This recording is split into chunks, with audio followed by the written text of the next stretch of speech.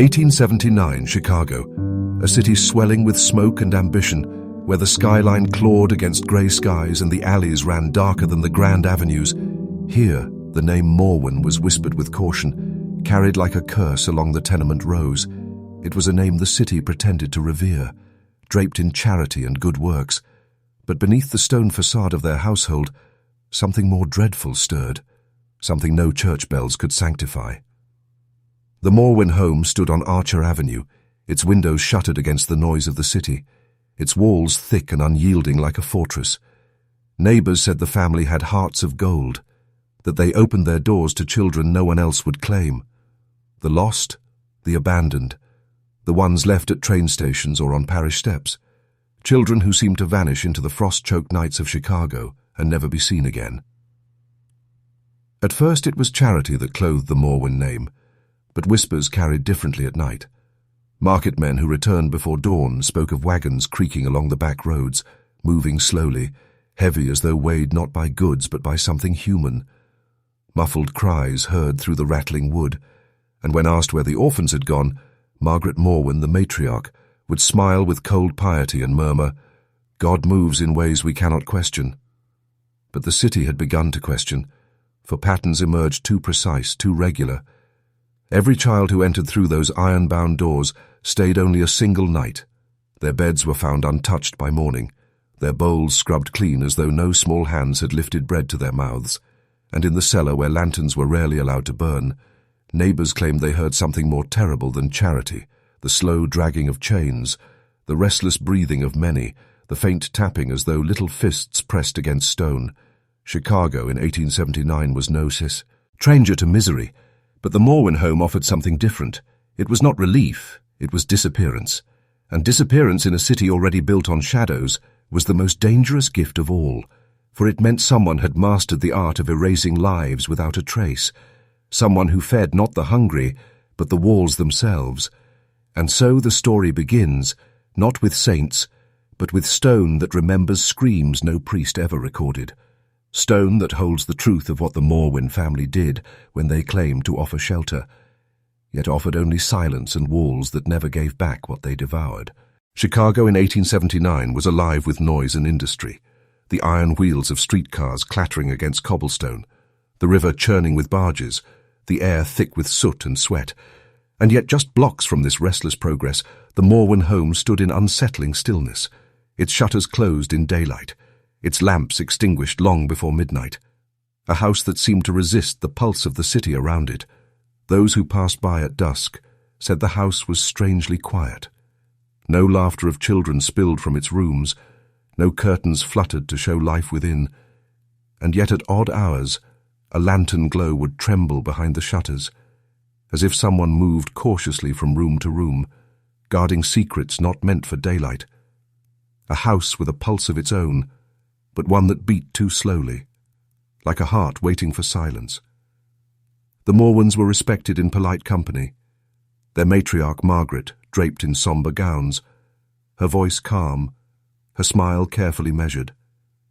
She spoke of God, of duty, of charity. And she was praised by pastors who blessed her as a mother to the unwanted, a woman who did what the institutions could not. But those same pastors did not ask why no child she sheltered ever returned to their congregations, why baptismal records bore no trace of the little ones who vanished behind her doors, or why the city's poorhouses whispered the same refrain, "Give them to the Morwens, for they will be taken care of." But taken care of meant something different under that roof, for the Morwen family kept no open ledgers, no adoption papers, no sign of children finding homes in daylight. Instead, the pattern was precise. Each child lasted one night. Each dawn arrived to an empty house. Each rumor grew into something harder to dismiss. And though the city tried to look away, silence has a weight, and that weight began to suffocate even the boldest denials. It was said that the walls of the Morwen cellar were thicker than common stone, layered in lime and mortar, not for strength but for hunger, that Margaret would descend with her eldest son in the dark, carrying trays of bread and broth, whispering prayers that sounded more like incantations, and the children, weary from travel, would eat, would rest, would sleep, never knowing the stone around them listened, never knowing the house itself demanded offerings that would never be named, and so Archer Avenue kept its silence. But silence is never free. It is always bought with the currency of fear. And in 1879, Chicago fear had begun to change its shape, from rumor into revelation. The first real questions rose not from neighbors, but from those who worked the streets before dawn, draymen hauling coal, teamsters moving grain, milkmen rattling down alleys with their carts, men whose lives were tuned to the hours before sunlight. And it was these men who noticed the wagons, heavy and slow, rolling away from the Morwen home long before the city stirred, always covered in canvas, always avoiding the main roads, always carrying burdens that shifted and whimpered beneath the boards. One driver swore he heard a child's cry muffled by cloth. Another claimed to see a pale hand push through the canvas before being yanked back. But none lingered. For Chicago in 1879 was no place for men who asked too many questions. Silence kept one alive longer than truth, and the Morwens were not a family to challenge openly. Their donations to churches and hospitals shielded them from suspicion. Their calm piety disarmed even the most watchful. Yet patterns do not stay buried forever. One schoolmaster named Elias Corbin began to keep notes, tallying every child delivered to the Morwen home and every disappearance that followed. He marked down dates, numbers, even the names whispered by desperate parents who surrendered little ones with hope still clinging to their eyes. Within 6 months his notebook swelled with entries, and the truth it suggested chilled him more than any rumor, for by his count more than 50 children had entered those doors, and not a single one had been seen again. Corbin carried his ledger to a parish priest, asking why no baptisms had been performed, why no families stepped forward in joy to speak of adoptions. The priest paled, stammered, and urged silence. For the Morwens were benefactors, their presence untouchable, and to accuse them was to risk not only reputation, but perhaps one's own safety. For Margaret Morwen's eyes were said to hold something colder than ice, something that could silence even the most righteous tongues. Still, rumors thickened, stories of the cellar grew darker. Children said to have been lulled with bread and hymns before being led into chambers where the stone was damp and the air too still.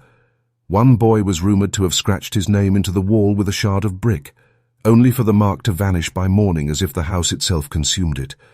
And though none dared enter to confirm, the stories spread through the markets and taverns like smoke, the kind of smoke that warns of fire long before the flames are seen. And in that smoke, the name Morwen began to shift, no longer a name of charity, but of transaction, of walls that fed, of silence that grew louder with every vanished child. Chicago in 1879 was a city of smoke and want, and the Morwens understood the weight of poverty better than any banker. They knew that no parent surrendered a child without torment, no father signed away his blood without trembling hands, no mother loosened her arms without a wound that would never close. And it was into these wounds that Margaret Morwen pressed her words, gentle at first, cloaked in scripture, lined with promises that seemed like mercy. She would speak of salvation, of children raised in piety, of bellies filled and bodies warmed. She quoted verses in a voice soft as velvet, the kind of voice that lulled tired mothers into lowering their gaze.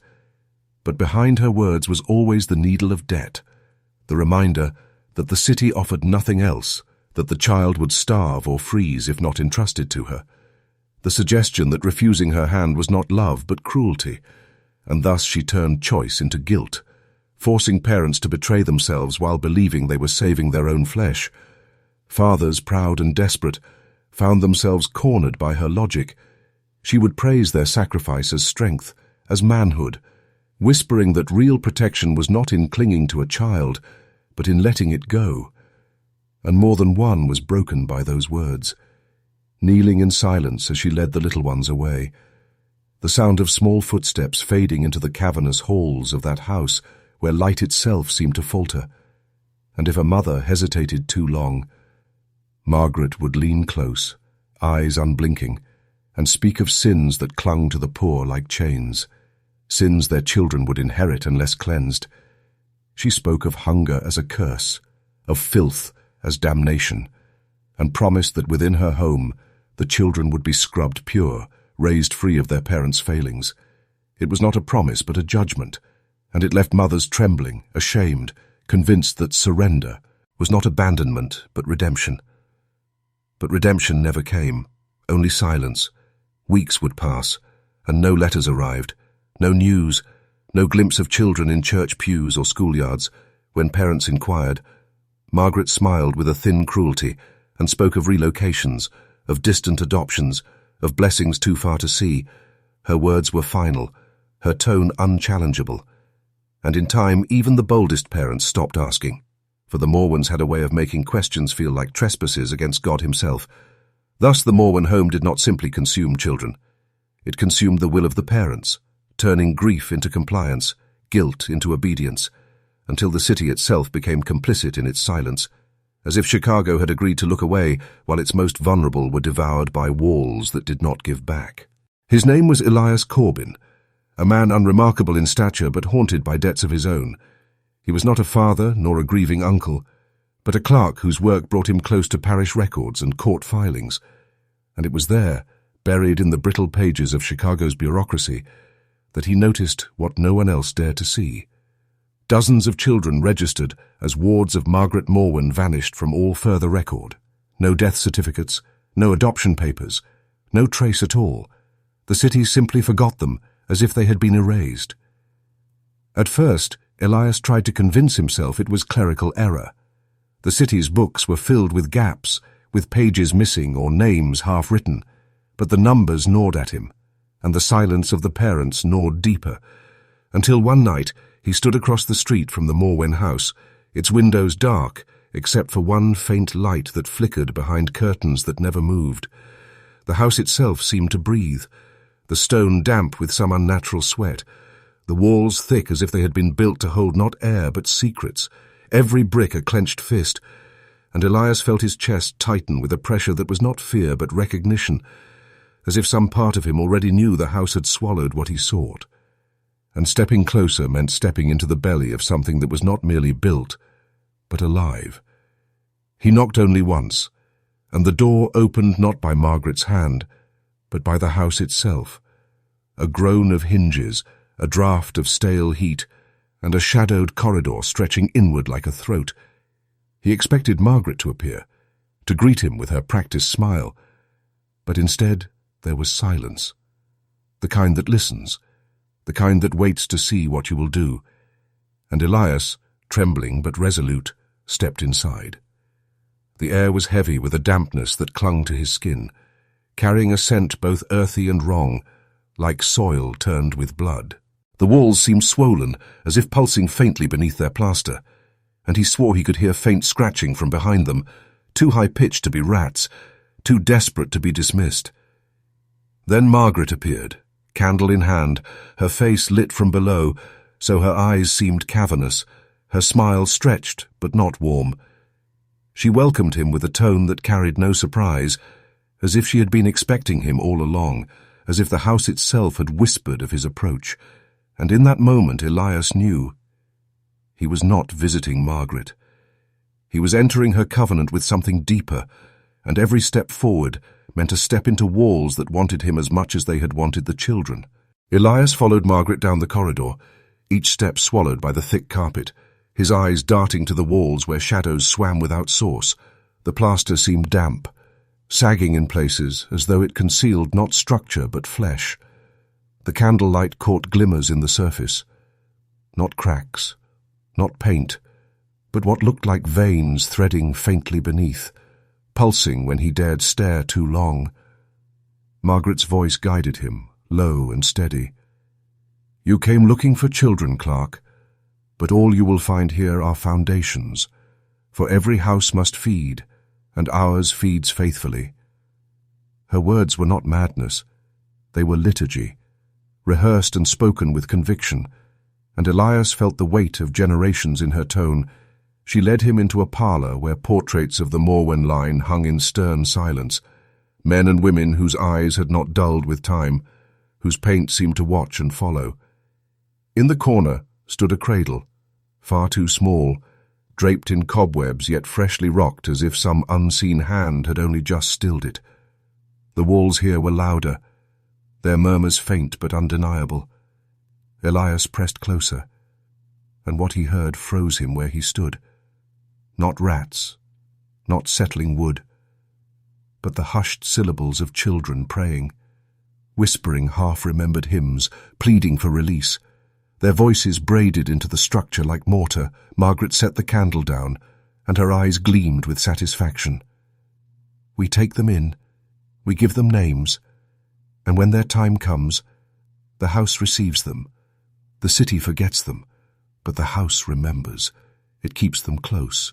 It makes us strong. Her hand pressed against the wall, and the plaster swelled as if pressing back, as if eager to touch her. Elias staggered, bile rising in his throat. Every fibre of him screamed to flee. Yet something else held him still. The strange recognition that had plagued him outside, now sharpened into certain. Tai, the house knew his name. It whispered it in the chorus behind the walls. Not a plea, but a welcome. And when the candle flickered low, he saw what no sane man should see. Small fingers, pale and boneless, pushing faintly through the plaster, reaching as if to grasp him, not to harm, but to draw him in, to make him one with them. Margaret smiled wider, her voice soft. You see, Elias, you've been chosen. The walls do not call every man, only those the city will not miss. And the house shuddered in agreement, hungry, waiting. Margaret poured him a glass of dark wine that smelled faintly of copper, setting it before him on a table carved with patterns Elias could not recognize, yet his eyes traced them with unease, the lines looping like ribs, curling like cages. "Drink," she commanded, her tone more ritual than hospitality. And though his hand trembled, he obeyed. The bitterness coated his tongue, seeping down with a heat that made his skin crawl. She leaned forward, her eyes catching the flame. "You wonder what covenant binds us, Clark? Why the Morwens prosper while others wither? Why our house has never fallen though wars have burned all around? I will tell you. Because the walls already claim you, and what the house owns, it allows no secrets from." Her words poured like scripture, steady, relentless. In 1796, my grandfather came from Kentucky with little more than debts. He bought this ground cheap because the soil was cursed. Men vanished building on it, foundations cracked. Voices tormented the masons at night, but he understood what others feared. He fed the ground not stone but blood, and the ground fed him wealth. His children, his name, and from then on we kept the covenant, orphan for orphan, life for strength, child for brick, their prayers sewn into the mortar. Elias gripped the arms of his chair, bile rising again, but Margaret's voice had the force of scripture, drowning thought, drowning rebellion. "The walls are not walls, Elias. They are flesh stretched across time, layered with souls. They remember every face, every voice, and in return they guard us, they shield us from ruin. That is why the city may burn, but the Morwen line endures." She gestured to the portraits, each painted face now eerily alive in the flicker. "Do you see them, Clark?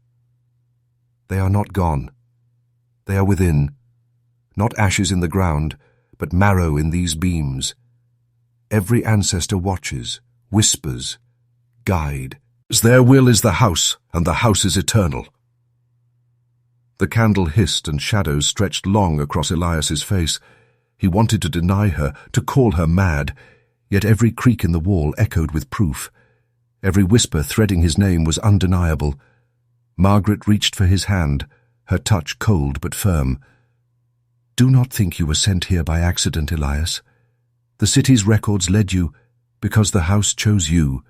It always chooses. And now you must decide.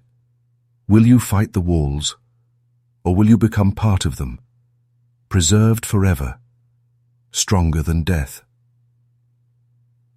And as she spoke, the plaster above him split faintly, dust falling like ash, revealing the impression of a small face pressed outward, not screaming, but smiling, as if eager to greet a new brother. Elias pulled his hand back as if burned, his pulse hammering in his ears. The smile in the plaster above him gnawed at his reason. He shoved his chair back and staggered toward the hall, muttering, "No, this is madness. I will not be part of your sickness." But the air itself seemed to resist him, thick, unyielding, every step heavier than the last. As though the wood beneath his boots drew him down grain by grain, Margaret did not rise. She merely watched, calm, almost amused.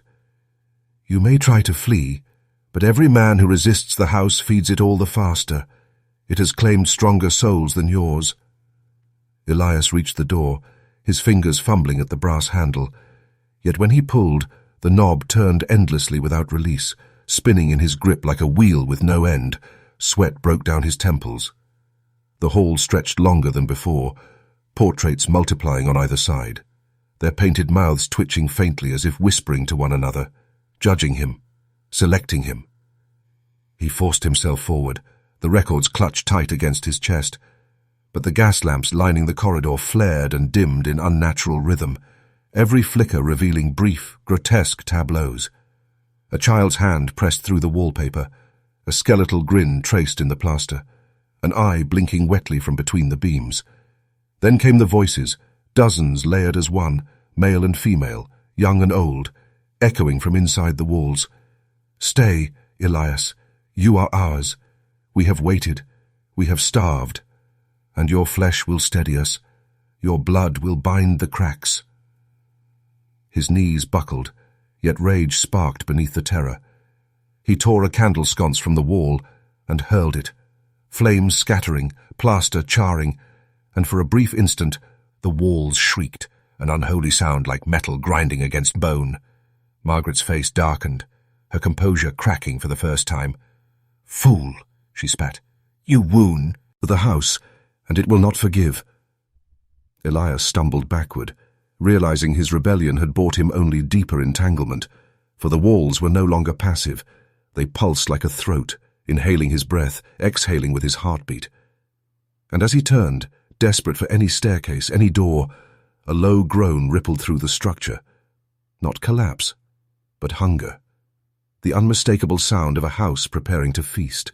Elias stumbled backward, the walls breathing around him, pulling him toward the center of the house as if the floorboards themselves were tendrils.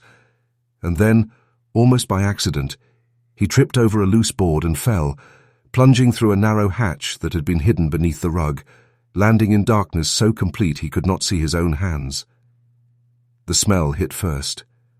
A combination of damp straw, iron, and something sweeter, fouler, like decay mixed with sugar. It clung to his lungs, filling them with a heat that made his chest ache. And then, as his eyes adjusted, he saw the rows. The endless rows of straw pallets, each one pressed into the stone floor, each one still warm. And on some he glimpsed the faint impressions of small bodies. Not flesh, but memory, pressed deep into the walls and floor. Whispers erupted from every corner, not in human tones, but layered, fractured, echoing across the chamber. "Feed us. Remember us. Join us."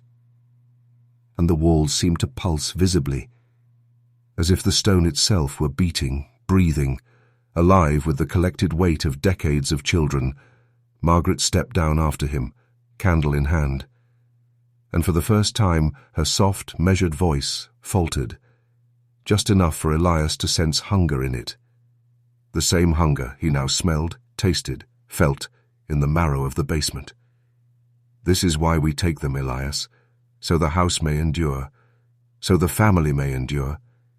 Each child not lost but transformed, becoming part of the walls that guard us, that strengthen us, that demand sacrifice." The walls were alive, that much he could not deny, tiny fingers pushing through plaster and mortar, eyes opening in the shadows, the heat of breath against his neck though no one stood there, the whispering chorus urging, beckoning, promising eternity if he yielded. He realized the ledger in his hand had been a mistake, proof of what the world could not yet name. And suddenly it seemed the walls themselves wanted it, the pages rustling as though an unseen hand leafed through them, eager to erase names and dates, to claim him as witness and victim both. Margaret's smile was calm again, but now it was sharper, predatory. "Do you see, Elias? Why no one escapes? The walls will not release you, not until they decide, and they have been deciding for longer than Chicago has known fire and flood." And the whispers grew louder, the walls pressing closer, small hands gripping the edges of pallets and stone, eager for him. The basement alive with what he had been told were only rumors, and now he understood. The Morwen house did not shelter. It fed, it grew, and he was its next portion. Elias's eyes adjusted further, and he saw them. Small figures pressed into the stone, their forms half-fleshed, half-phantom, pale hands clawing at the plaster, faces turned toward him with mouths that whispered prayers he could not understand, eyes wide and luminous, staring from inside the walls themselves. The children did not scream. They did not cry. But they shivered and trembled, as though the walls were alive around them, constricting, breathing, pulsating with their lives trapped in layers of lime and mortar. And Elias felt a chill crawl through his bones, the realization that this was no metaphor, no rumor, but a living truth that the house itself consumed and preserved. Margaret stepped beside him, her hand brushing the surface of the wall, her touch soft but unyielding. "They are safe, Elias, as they have always been. The city forgets them, but the house remembers. We remember, and we feed them in ways you cannot yet comprehend." Her words were calm, yet her eyes flickered with a hunger that mirrored the walls. One of the children reached a hand through a crack in the plaster, pressing it against Elias's chest, and he felt warmth and cold simultaneously, the sensation of life trapped in a cage of stone, a pulse that beat in sync with the house, and he realized their suffering had been transmuted into something larger, a foundation that made the Morwen home stronger, hungrier, more terrible. Elias stumbled backward, nearly dropping the ledger, the whispers of the children rising into a chorus. Some names he recognized, names he had tallied, names that now belonged entirely to the house. And Margaret's voice cut over the sound. "Do you see, Elias? The truth no one else dares speak. This is why we endure, why our name is untouchable. The house will take what is needed, and in return it protects, it elevates. It grants power and longevity beyond human means." He could feel it then. The pressure of centuries of hunger, of bargains made and kept, of life transformed into stone, and a terrible clarity gripped him. Every brick, every beam, every whispered prayer was part of the Morwen covenant. And those children were not gone, but living inside the house in a state between flesh and foundation, their existence both eternal and imprisoned. And as Margaret smiled, Elias understood the most horrifying fact. No one leaves willingly, and the longer you watch, the more the house claims of your will, until you are no longer a visitor, but a part of it, a living layer in its eternal walls. The basement pulsed with anticipation, the trapped children stirring faintly, and Elias's chest tightened as he realized the choice had never been his to make. The candlelight flickered as Margaret circled him, her dress whispering across the stone floor, the walls seeming to lean inward, eager, alive, their breath warm against his neck. She spoke softly, almost seductively. "You have seen what must be seen, Elias, and now you understand. The house is not merely ours. It is us, and we are it, bound by oath and blood, and soon by you." He tried to back away, but the basement had grown, the walls extending, pressing, narrowing, every beam and brick inching toward him with deliberate, patient hunger. Small hands pressed through plaster, nails scraping, whispering, urging, enticing. And Elias felt the pull of centuries, the weight of countless trapped lives pressing against his ribs, making breathing a labor. Margaret knelt before him, her eyes catching the candle in a way that made them seem pools of black liquid. Do you resist, Clark? Or will you accept your place? Do not think you can flee. The city cannot save you. The ledger in your hand cannot save you. Even your own mind will betray you if you hesitate. Her hands traced the ledger, brushing the pages as though reading not words but souls. From the walls came the soft scratching, the whispering chorus rising in intensity, the children stirring faintly, pressing against the plaster with almost tangible pressure. Join us. Become part of what must endure. Yield to the covenant. Accept it as your inheritance.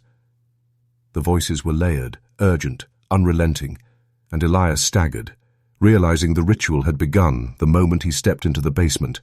Margaret extended her hand, and the walls pulsed in response, a low rumble vibrating through the stone and mortar. Place your hand upon the ledger, Elias. Let the house mark you. Let it choose what you shall become. The choice is illusion. Resistance is consumed. And in the end, all will feed the walls.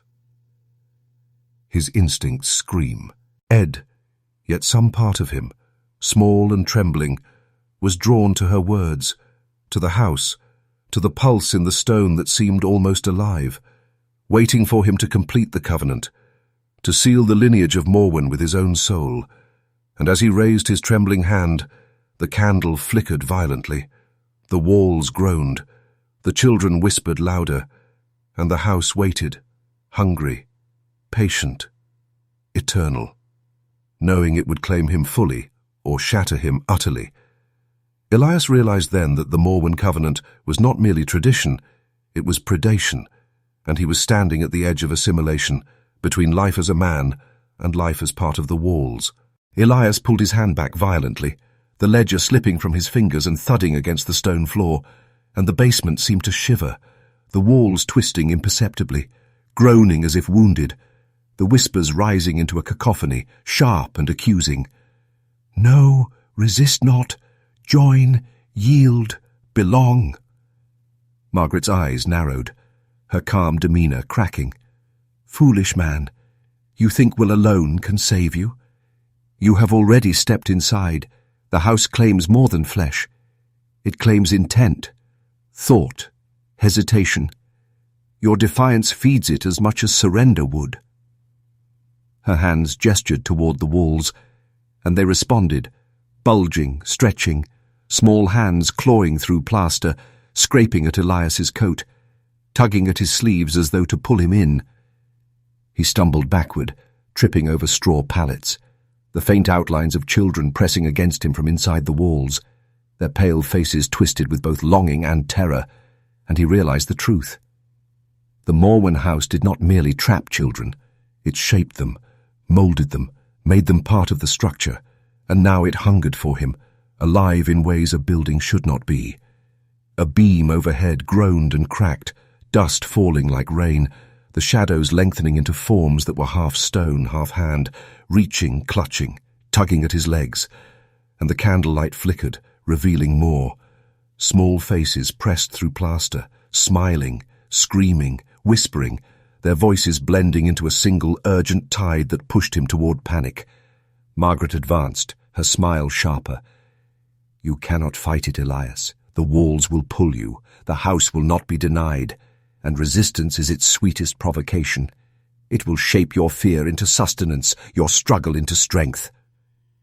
He lunged for the hatch, desperate to climb, but the walls shifted subtly, closing the distance, the stone pressing inward, the mortar moving, pulsing, alive. Small fingers catching the edges of his coat, holding him fast, and Elias realized the building was no longer mere architecture, but predator. Panic fueled him. He kicked and tore, the whispers screaming, and the walls seemed to pulse faster, contracting, forcing him downward, toward the pallets where countless children had lain, toward the center of a hunger that could not be sated. And in that instant, a terrible clarity struck him. He had underestimated the Morwens, underestimated the Covenant, and now his life was no longer measured in time, but in the patience of walls that could wait centuries, that could stretch and twist to claim what was theirs, that would consume every ounce of resistance until he either yielded or became another permanent pulse in its eternal heart. Elias collapsed onto a pallet, gasping, the walls pressing ever closer, small hands brushing his arms and legs, cold and eager, and he felt something impossible begin. A sensation of his body being stretched, reshaped, as if the marrow in his bones were being rearranged to fit the contours of the house itself. Whispers rose louder, children's voices layered with centuries of Morwen intent, urging, cajoling, claiming. Join us, feel the walls, become one, yield, belong. And the plaster above him quivered, forming faint impressions of his own body, copying him, echoing him, mocking him. And he shivered with terror, knowing the next step would not be optional. Margaret knelt beside him, her hands pressing against his shoulders, her touch firm, almost loving in its cruelty. Do you feel it, Elias? The house already tastes of you. It begins with marrow, with thought, with fear. And you will learn, as all who enter here learn, that resistance is futile, that the Covenant consumes slowly but completely. He tried to pull back, tried to resist, but a strange warmth and weight crept into his limbs, his arms and legs vibrating as if the walls were knitting into him, integrating him, reshaping him to match the rhythm of the basement, his heartbeat sinking with the pulse of stone and plaster around him.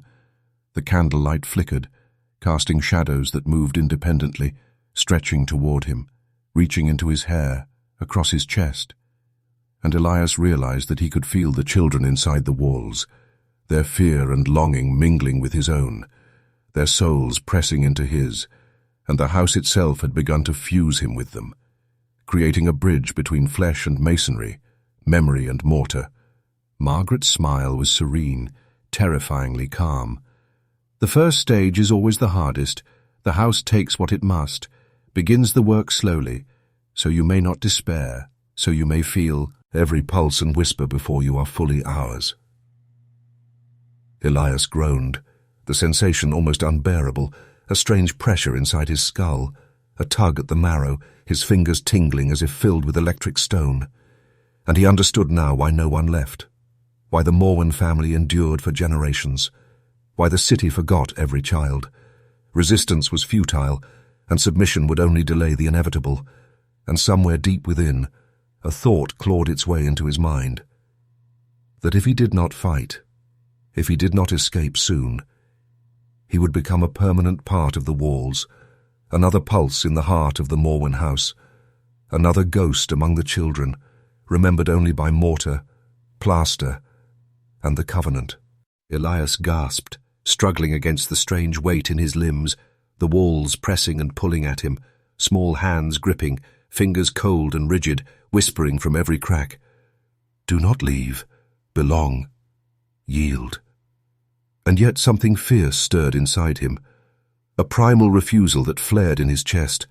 He scrambled toward the hatch, teeth gritted, muscles trembling, the plaster scraping against his coat, the floorboards beneath him groaning with unnatural resistance, each step a battle against the living architecture, the walls seeming to extend, bending subtly, narrowing the passage, eager to trap him fully in their pulse. Margaret's voice rose, serene but commanding. Do you think anger will save you, Elias? The house has waited centuries for defiance like yours, and it feeds on it. It grows stronger with every step you take in fear. And as she spoke, the candlelight flickered violently, revealing faces pressed into the walls, some pale, some faintly skeletal, all fixed in eternal pleading, watching him, urging him to succumb. Elias lunged, his fingers gripping the edge of the hatch, hauling himself upward.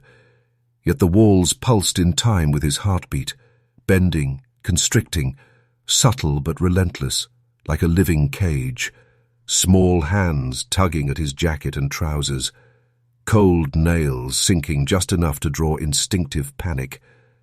The hatch creaked, the air heavy with the smell of iron, and something sweeter, fouler, like decay turned syrupy. And for a heartbeat, he thought he had made it. A breath of relief caught in his throat. Then the walls groaned, shifting as if the building itself had realized his intent. A beam above cracked, the plaster shivering, and Elias felt the marrow in his legs twist unnaturally. A tug at his spine, almost imperceptible, but enough to stop him dead, sweat stinging his eyes. Margaret stepped forward, her smile cold, eyes bright with triumph. "Run if you can, and the house will follow. Every pulse, every whisper, every breath you take is already claimed. Resistance delays the inevitable, but do not mistake delay for escape." Elias's heart hammered, lungs burning, the walls now groaning in unison, pressing, pulling, whispering. And he understood that even if he reached the street above, even if he broke free of this basement, the Morwen house would hunt him, trace him, its hunger far-reaching, patient, eternal. Yet still he forced himself upward, hands clawing, legs trembling, desperate for light, desperate for air, knowing that each second counted, that every heartbeat brought him closer to either survival or assimilation. Elias pulled himself onto the first floor, chest heaving, limbs trembling, the air seeming lighter, yet a strange pressure still weighed upon him. The whispers from below faint but insistent, a reminder that the basement had not relinquished him, that the Morwen covenant still held threads to his very marrow. He staggered through the hallway, the portraits lining the walls now alive in the flickering candlelight, their eyes shifting, following him, mouths twitching in silent warnings, the children's faces pressed from plaster and paint alike, stretching unnaturally to peer around corners, to gauge how far he might flee. The smell of iron and decay lingered, growing heavier with every step, and Elias realized the house's hunger had expanded beyond stone and mortar. It now stretched along the floors and ceilings, whispering into the hallways, tracing his movements, pressing into his mind with soft, insistent words: return, join, belong, yield. Margaret appeared at the top of the staircase, calm, composed, as if she had anticipated his flight all along, candlelight glinting off her dress. "You think the first floor will save you. You have not yet seen what the Morwens demand, what the house takes from those who resist. The covenant reaches further than you imagine. It binds and marks, even across open space." Elias staggered backward, almost falling, feeling a strange tug at his fingers, as if invisible hands pulled him toward the walls, toward the basement, toward the pulse of the house that had begun embedding itself in his very bones. He realized then that even here, escape was illusion. The house's presence was pervasive, almost sentient, responding to fear, to movement, to his will, shifting subtly. Corridors elongating, shadows stretching, ceilings bending in imperceptible ways, the walls murmuring with layered voices. "Do not leave. We are patient, eternal, and you are already ours." Margaret descended slowly, her voice serene yet deadly. "You may flee, Elias, but the house will follow, every step, every heartbeat, and the basement remembers, the walls remember, and when you rest, we will find you as we always do." Elias's breath came in ragged gasps, sweat stinging his eyes, and for the first time he understood the full horror. The Morwen house was not merely a building, not merely a family's secret, but a predator, patient, eternal, and boundless, whose hunger reached beyond stone and timber, into marrow, into fear, into the very will of those who dared resist.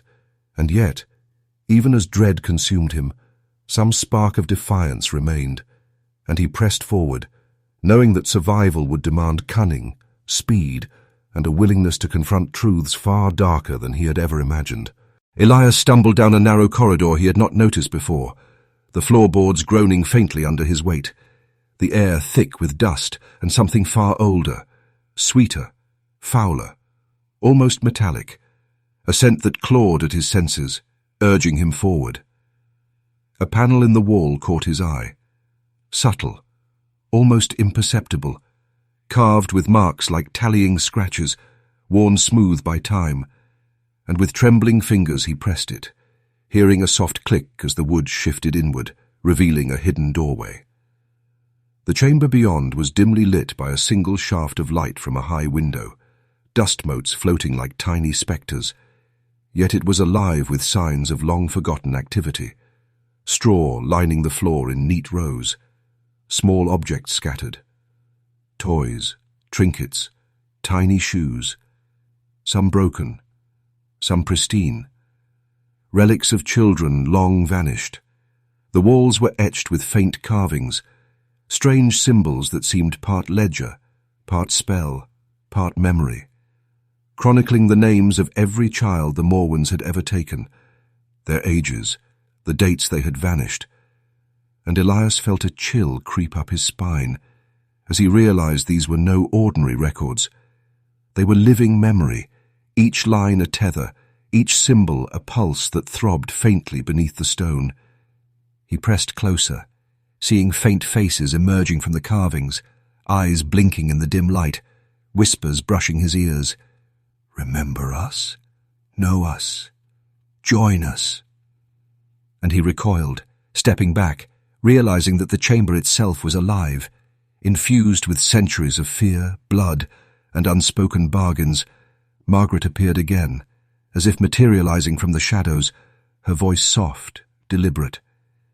"Few have seen this room, Elias.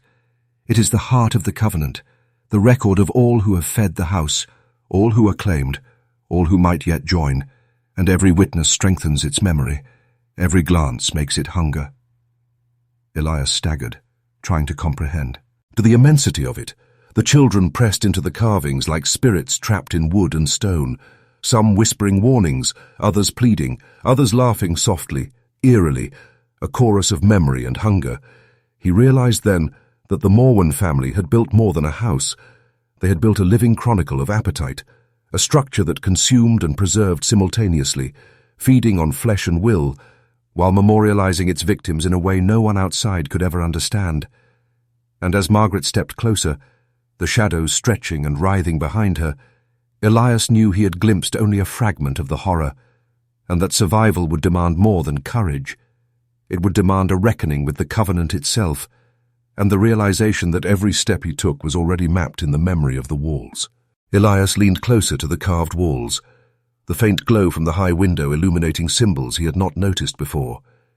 Intricate patterns intertwining with names and dates, spirals that seemed to pulse in rhythm with the whispers of children trapped within. He traced one set of marks with his trembling fingers, and a faint vibration travelled up his arm, almost imperceptible, yet undeniable. And he realized these were not mere carvings, not merely record-keeping, but conduits, channels that bound the children's essence to the walls, binding flesh and spirit, memory and stone. Margaret watched silently, her presence both comforting and monstrous. "It is simple, Elias, yet few understand its elegance. Each child brought here is placed upon straw pallets in the cellar, nourished, lulled, watched, until their fear and obedience are recorded, etched into the symbols, and as their energy flows into the carvings, the house begins to claim them, slowly, perfectly." Elias stepped back, horrified, seeing faint outlines of children pressed against the plaster, their hands reaching into the carved patterns, merging with them, and he understood the final stage. The Morwens had not only taken the children, they had tethered them to the house, made them part of its structure, part of its memory, and part of its appetite. "The ritual is constant," Margaret continued, her voice eerily calm.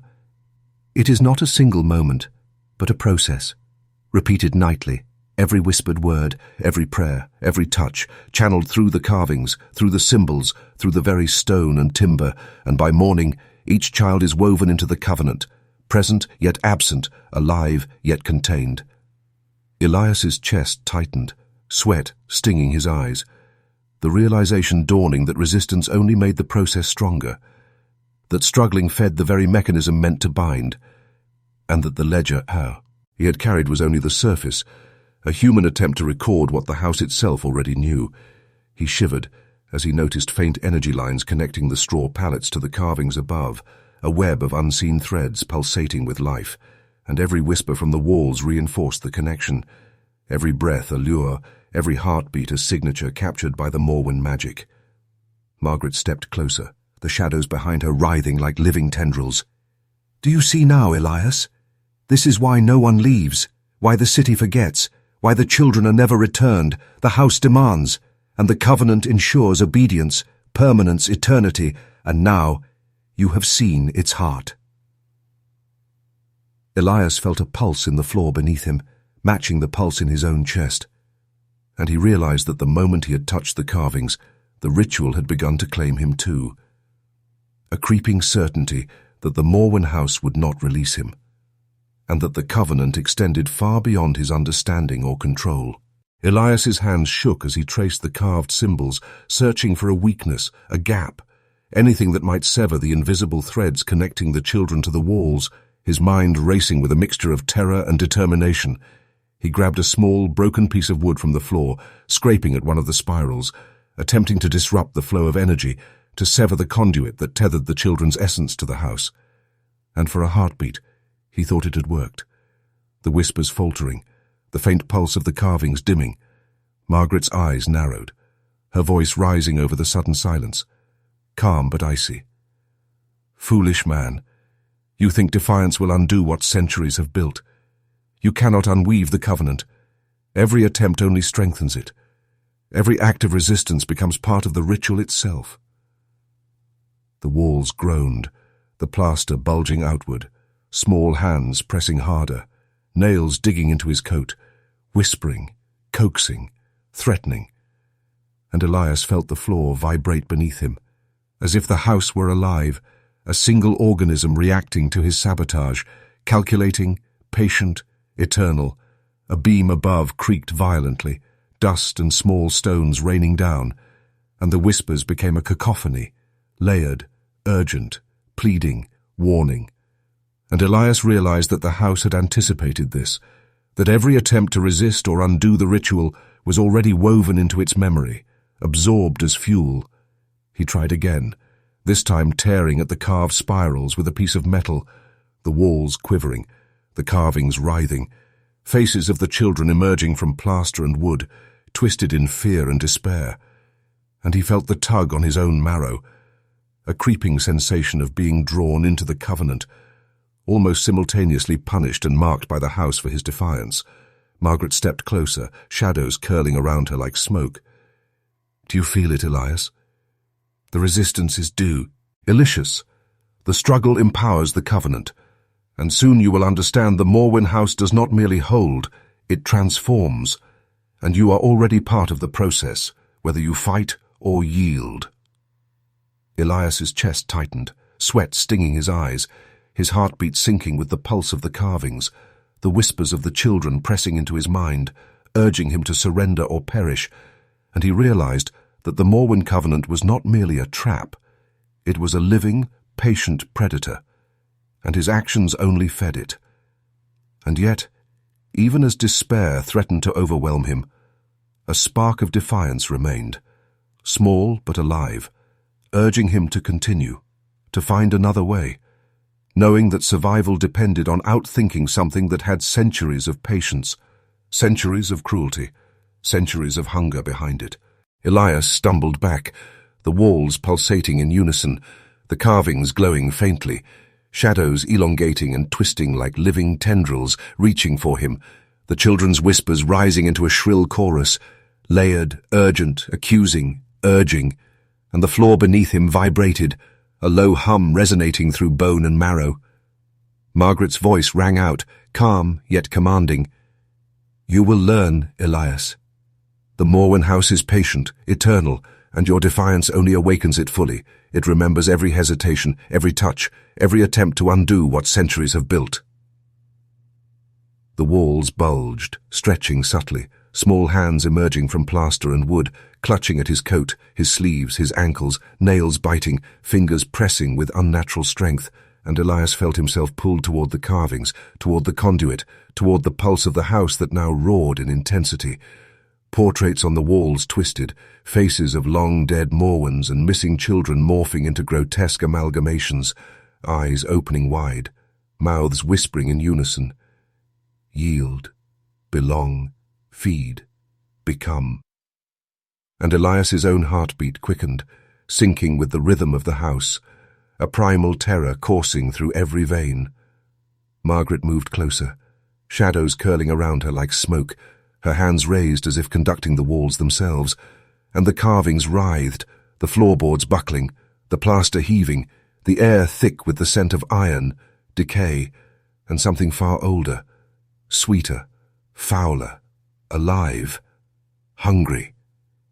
Elias tried to resist, to step back, to sever a spiral with the piece of metal still clutched in his hand, but the walls had learned, anticipating his motions, the carvings pulsing in response, the tendrils of plaster and mortar wrapping around his legs, holding him fast, small hands pressing into his chest, tugging at his sleeves, whispering, demanding, consuming.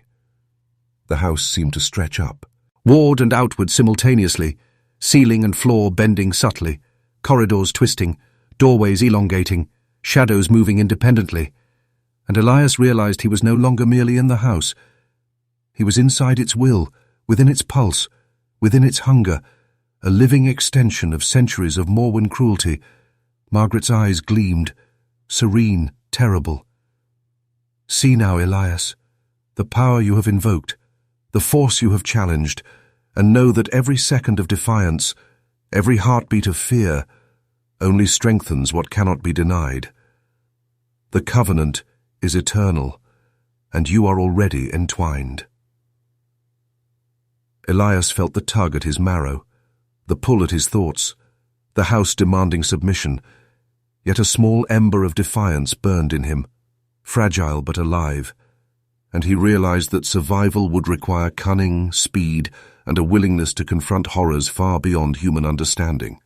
Elias's mind raced, every instinct screaming flight, the walls pulsating, small hands clutching at him, the carvings glowing faintly, whispering, urging, return, join, yield.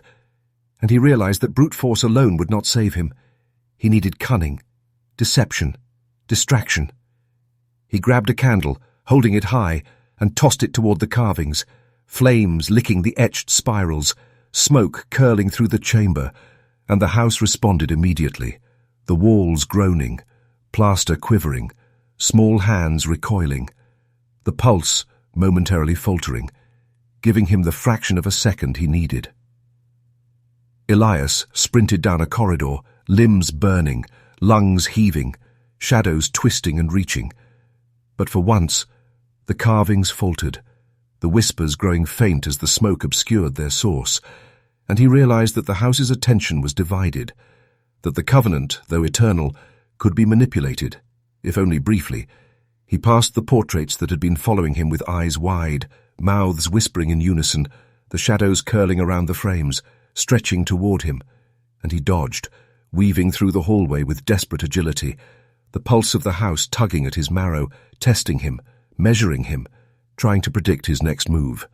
A staircase loomed ahead, leading toward the front of the house, and Elias ascended, each step creaking, each plank threatening to betray him, the house responding subtly, corridors shifting, doorways narrowing, but he pressed on, the candlelight flickering against carved faces and etchings, some of them half hidden, some moving, whispering, warning, guiding. Margaret's voice echoed faintly from behind, calm, taunting. Clever, Elias. But the house remembers. Every motion, every decision, every heartbeat. And it will not forget. It will hunt. It will wait. It will claim. Patience is infinite, and you are only human. Elias reached. To the front hallway, the door in sight, the night air faintly drifting in from the street outside, and he pushed with every ounce of strength he had left. The door giving way slowly, the wind biting, carrying a sense of freedom he had not felt since entering. He stumbled into the darkness of the city streets, the house looming behind him, shadows stretching to follow, whispering faintly through the walls, through the alleys, promising that this escape was temporary, a reprieve, not a victory, and that the Morwen covenant would wait, would track, would not forget. Elias's breath came in ragged gasps, heart hammering, pulse racing, the ember of defiance still burning, and he understood that surviving the night would require more than speed. It would require knowledge, cunning, and the willingness to confront the full scope of the Morwen horrors, even beyond the walls he had just escaped. Elias stumbled through the streets of Chicago, night cold against his sweat-soaked skin, gas lamps flickering, casting long, uneasy shadows, and at first the air felt normal, indifferent, free. Yet a faint whisper, almost imperceptible, teased the edges of his hearing, a memory of the house pressing into the city itself. He noticed alleyways that seemed to narrow unnaturally, windows reflecting movement that should not exist, the distant echo of children's whispers carried on the wind, the pulse of the Morwen covenant threading through the streets, through brick and timber, past taverns and shops, unseen yet undeniable.